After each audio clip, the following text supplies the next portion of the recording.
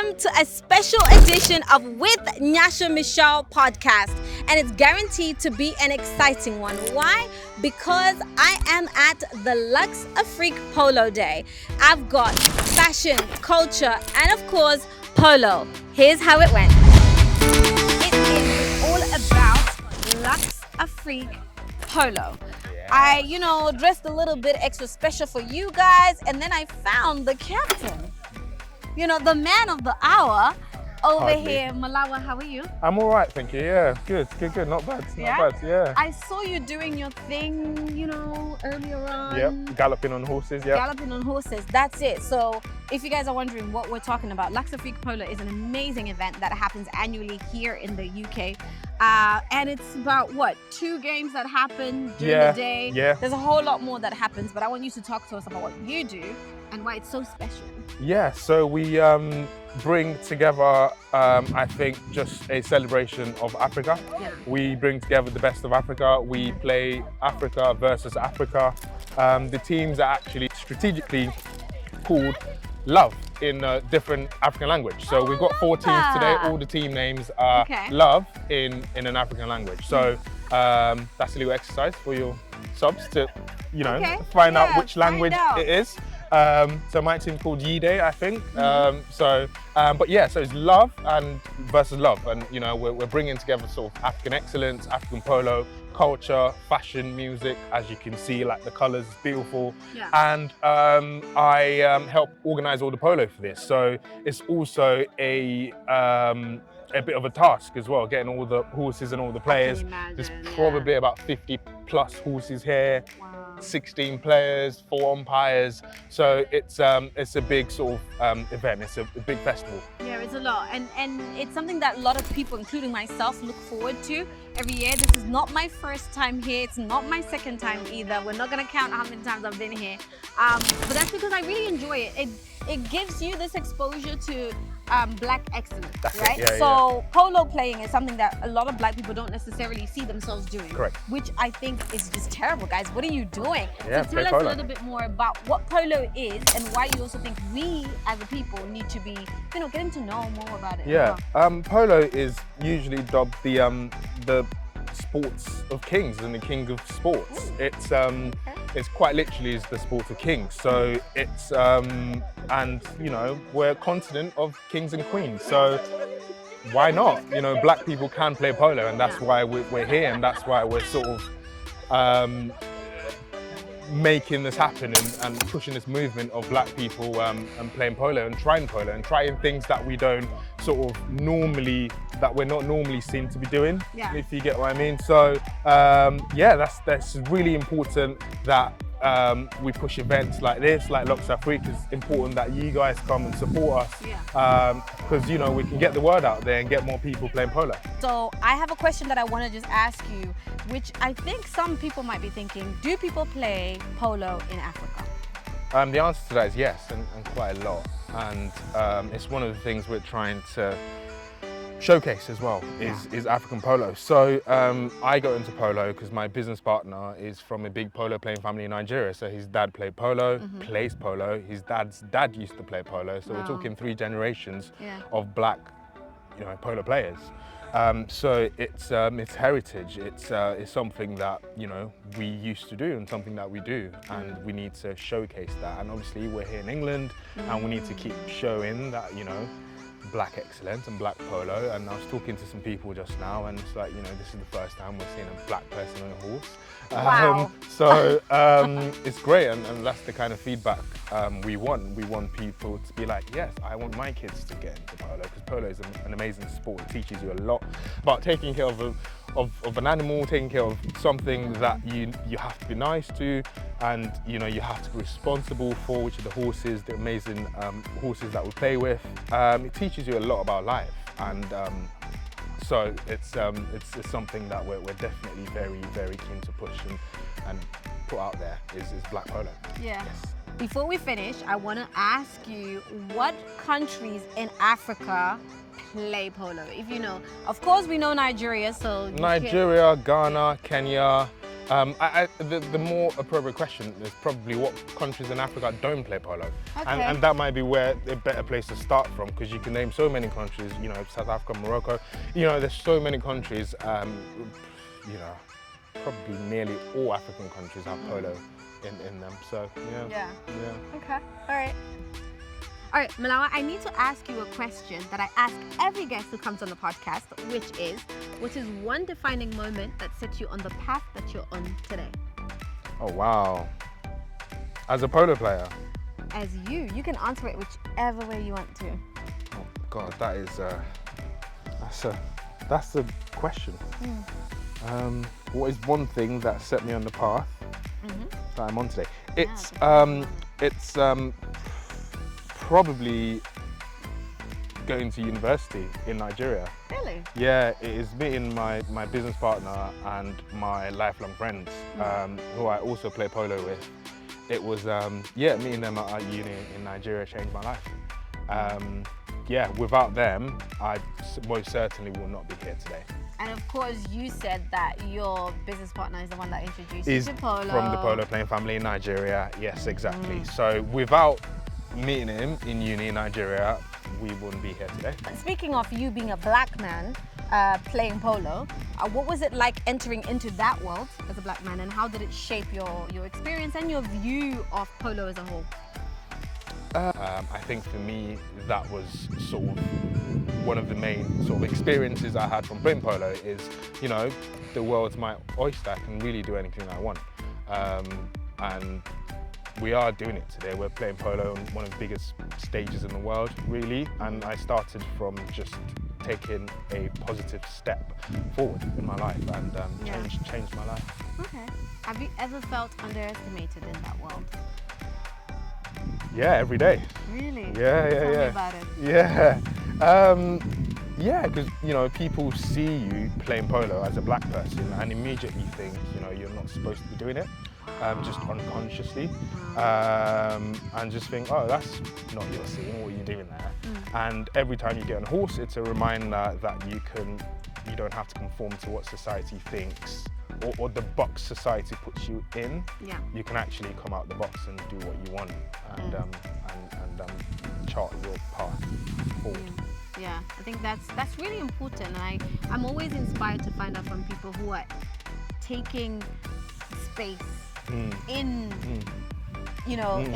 spaces like that. Yes. And how you navigate it. And you've also been very vocal about the fact that you feel like young people from ethnic backgrounds should be getting into this world. Why is it so important for you? It's so important because, like I said, it's as ethnic minorities, there's nothing minor about us. You know, we're major. I agree with that. Thank you. There's nothing minor about us. But yeah, we need to just have that mentality that we can do whatever we want to do. Yeah. And there's nothing stopping us. There's no glass ceiling. We can break through the glass ceiling. And polo is just one of the ways we show that. Yeah. Okay. All right. If there is a young person watching right now, in fact, let's not just speak to the young people. Yeah. If there is anyone watching right now who's like, oh my God, I would love to play polo, but I'm not sure, I'm scared, or I don't have enough money, what's your one message to them? If you don't ask a question, the answer is always no. So if you don't do something, it would always be that you can't do it. But if you try, you know, you may find that it's the best thing you ever do. So I would say go for it. I agree. Go for it. Trending. This is a segment where I ask you some things about your industry, and we'll stick into sports. And recently, the Football Association required that Premier League clubs release data on how many ethnic minorities are in leadership roles. Right. Yeah, so, and it kind of really just exposed, you know, the inequality. Yeah, the inequality. What do you think that level of transparency could do to push polo forward in terms of inclusion? Wow. Everything. Yeah? Yeah, everything. And I think, yeah, it will actually just be good to see the data in terms of not just, obviously football is a massive sport, right? But polo isn't as big as football in nearly every country in the world. So yeah, in the leadership roles, definitely. That will be so interesting to see that data. But also, amazing, gorgeous got scored. But also in just like in every role, so like players and rooms and vets and all the admin stuff and leadership as well. It'll be interesting to see all the data in terms of the amount of spaces that ethnic minority people hold in every single sort of space, and not just leadership, but every single space. That will be massive impact, definitely.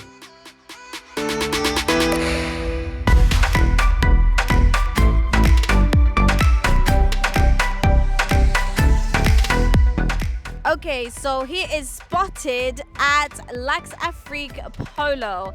This is a gorgeous, gorgeous outfit. Please, firstly, tell me what is your name and who inspired your outfit? Hi, my name is Patty. I actually inspired my own outfit, to be honest. We love that. We love that. Okay, what about Patty inspired this outfit? Patty just likes being unique. Patty doesn't like going into the normal shops and getting the normal things, you know, that maybe you will find someone else with. So Patty is not a designer or anything like that, but Patty just loves doing her own style. So she just thought of this and came out with it. And how do you feel when you're wearing this gorgeous outfit? I feel, like I said, I like being unique. I feel good because I will think about something, and as long as I think this is my own style, I don't think anybody else will have it like exactly like me. I rock it with my shoulders up. Okay, a word for you that summarizes polo. This type of polo, this kind of polo, we got other polos, and this one word that summarizes for me is tradition. Love it. Tradition.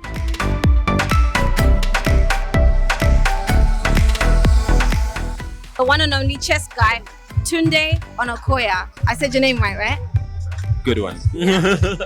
So what brings you to Lux Afrique?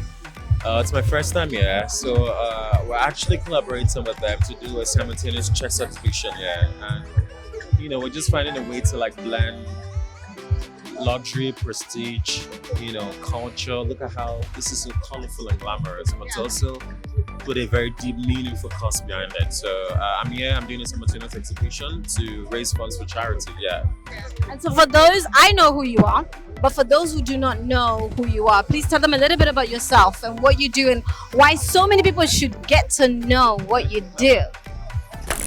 My name is Tunde Onakoya. I'm a national master of chess. I'm also the world record holder for the longest chess marathon, which is set in New York for 64 hours.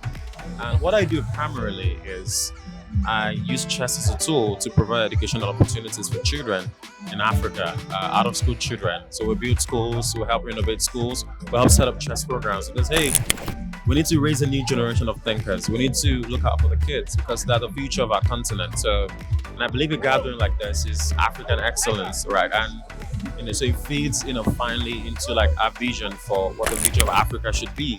That every child, you know, should have opportunity regardless of what their background is. But for those people who are kind of like me, who don't know much about chess, what is the one rule that you should say I should get to know if I'm learning to play chess? Always protect your queen. Always protect your queen. I've heard that before. Protect your queen. Do everything. The queen is the most powerful piece on the chessboard, so it must never be lost in battle. So protect your queen. Protect your queen. And your kingdom will be in order. Sorry, say that again. Protect your queen and your kingdom will be in order. I love that. And he said that's also a message for you men out there. Okay, I do have to ask you about your outfit though, because you are looking amazing. Okay, tell me a little bit about it, where it's from and what inspired it. So I'm wearing an agbada. So it's a thing, you know, it's a part of our culture, the Yoruba people. And I'm wearing a fila as well. So this fila, it's a style marker for us, you know, the Yoruba people. If you wear it to the left, it means you're single. If you wear it to the right, it means you're married. I'm not saying I'm single or married, but I just like to style it like this. You said, you know what? All the ladies, right? I was just about to say it is on the left. Okay, one last one. Tell me in one word, yeah, for you, what summarizes Lux Afrique Polo? Fabulous, honestly. That's the word. It's fabulous. I have found a king amongst kings. What is your name and what or who is inspiring your outfit? A king amongst kings next to the main queen. Oh my gosh. My name is Reckless Supremo, or Primo for short. And where I'm from Dominica, Antigua, the island, representing Anunnaki flow, Kemetic flow, you know, just black royalty, because it's in our DNA, so that's how we step out every day. In one word, summarize what polo or Lux Afrique Polo means to you in one word. Cosmic. Okay. The reason why I say cosmic, you know, is because look all these melanated people around you, like we're very cosmically connected to each other anyways. You know, but we're very powerful when it comes to carrying ourselves, especially in this way. You know, we might carry it in our heart and our mind, but all of us wear it well. Look at the vibrant colors, look at the patterns, look what our mind produces when we come together and create something to represent. You know, that's very powerful, very divine, like, you know, so cosmic energy is running throughout this whole area right now. So yeah. Well, you heard that. There's cosmic energy at Lux Afrique Polo, so come and get you some. All right, so I'm joined by Nicholas, who just looks divine from head to toe. Okay, I've already told them what your name is, but please tell me what inspired your outfit. I'm into fashion. I'm a stylist, and I just thought I'm coming to the polo, so let me just, you know, do my thing. Shall I tell you? Do you want me to talk through my outfit? Okay. So this is vintage New York. I was in New York recently, so I picked this up in a vintage store. I think it's a Zara shirt, ASOS shorts, a Ralph Lauren socks, Zara shoes, Gucci bag, and I think these were from Amazon. I think. Yeah. Okay, so to you, how do you define black excellence? Oh, that's a big question. Black excellence. It's just about black people empowering one another and standing strong in who they are and being proud of who they are. In one word, describe Lux Afrique Polo. Oh, I think luxury. I know it's you think, but literally luxury. I definitely agree. But I do have to ask you this bonus question, Nicholas. And I know a bunch of y'all, including the guys, are probably wondering, how do you make your beard that big? Like, how do you take care of it? What's the secret? I use a lot of natural products, so I tend to use like natural oils, jojoba oil, shea butter.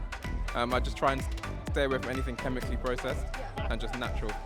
It's clearly working. Natural is the way. I'm gonna even use this for my own natural hair under this. Thank you, Nicholas. Thank you very much. Thank you. I appreciate your time. Thank you. All right, guys, I hope that you have enjoyed this special edition of With Nyasha Michelle here at Lux Afrique Polo. And if you want to see me attend any more, in fact, actually cover more of these type of events, let me know in the comments, because my goal is to ensure that we showcase black excellence every way possible. Until next time, see you later.